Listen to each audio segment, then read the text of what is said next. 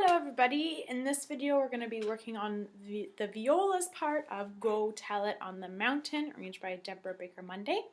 So Viola's, I am actually using my own personal viola.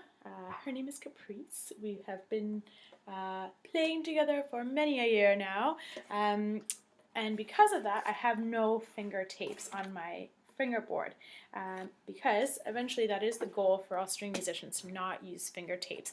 You develop a sense of muscle memory, you know where your fingers are supposed to go after enough time.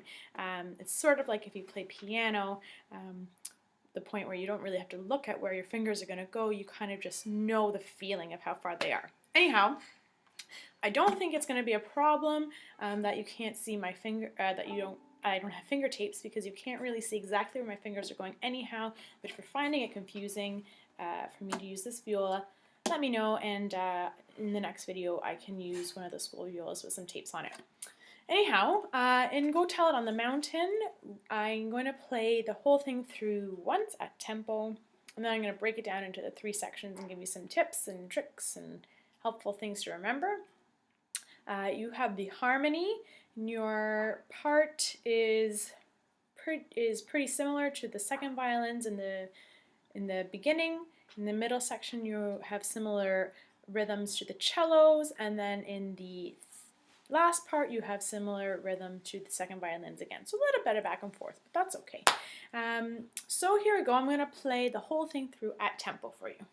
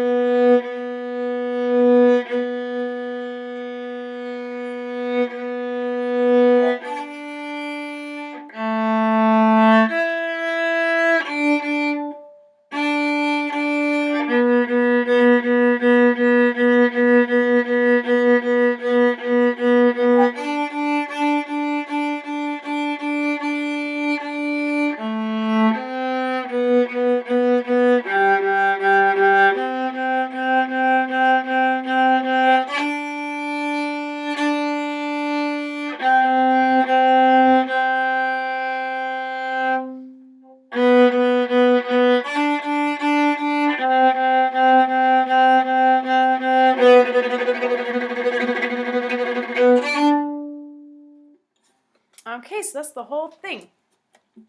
Now we're going to go from bars 1 to bar 13. What I'd like for you to keep in mind is where you're supposed to retake. So in the music that is indicated by a little comma over your quarter rest. And what it means to retake is to take your bow from wherever you ended the note before and simply to just go down to the frog, which is where you're holding your bow. Okay, so if I'm playing the first 2 bars,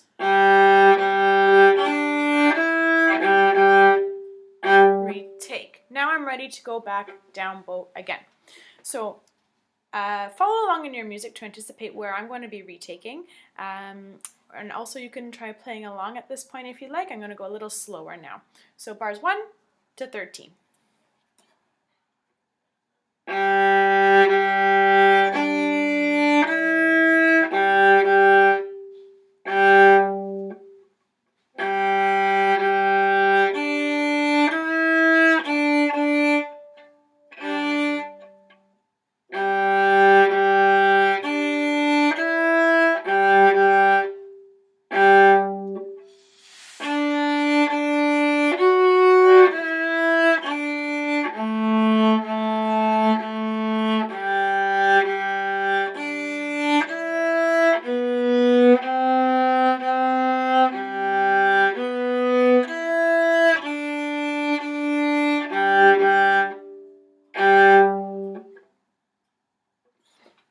Okay, so now in sections 13 to 23, what you should be focusing on is getting a nice clear sound. You've got lots of whole notes and half notes, so that gives you plenty of opportunity to sort of focus your listening on making sure your sound is clear.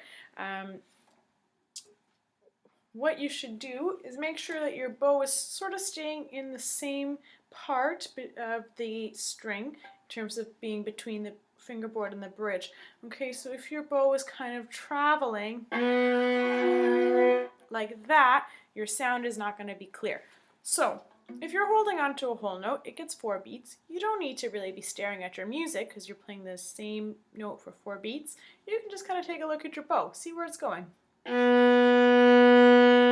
Okay, you can see if it's starting to travel, and then you have to go back and fix yourself.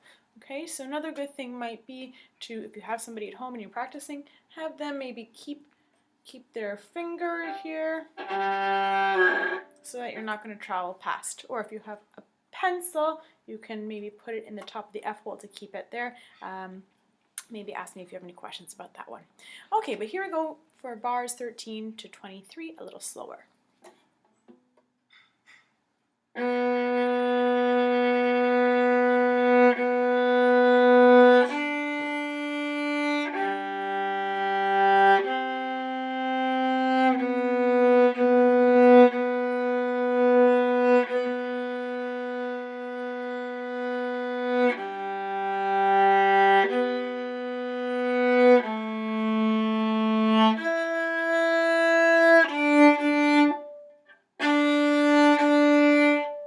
So again, we have a retake in the last bar of the second ending there.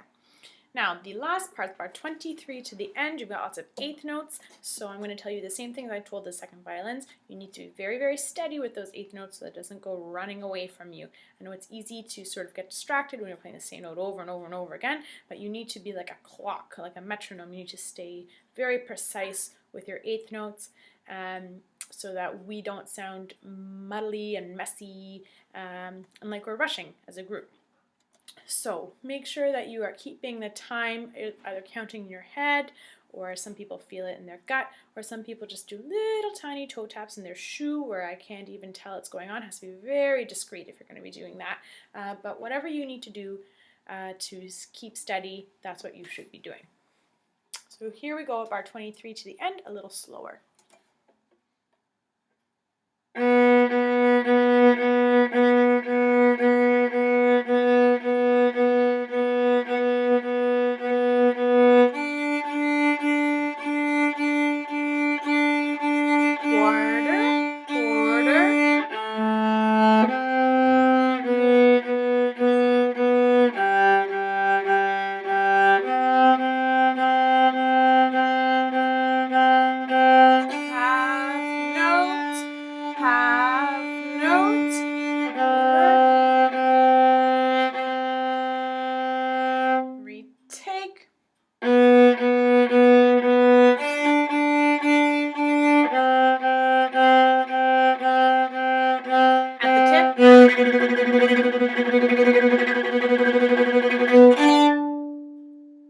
So that's the whole thing. When you're doing your tremolo, you want to make sure you're close to the tip. Okay, and more wrist movement. I'm just going to shuffle over here to show you my wrist. My wrist is doing more of the movement. My hand rather than my whole arm going back and forth and sawing some wood. So if you are confident in your ability to play the viola part, you might want to take a look at playing with the second violin video, the first violin video, or the cello video to see how your part fits in with them. Happy practicing violas and good luck!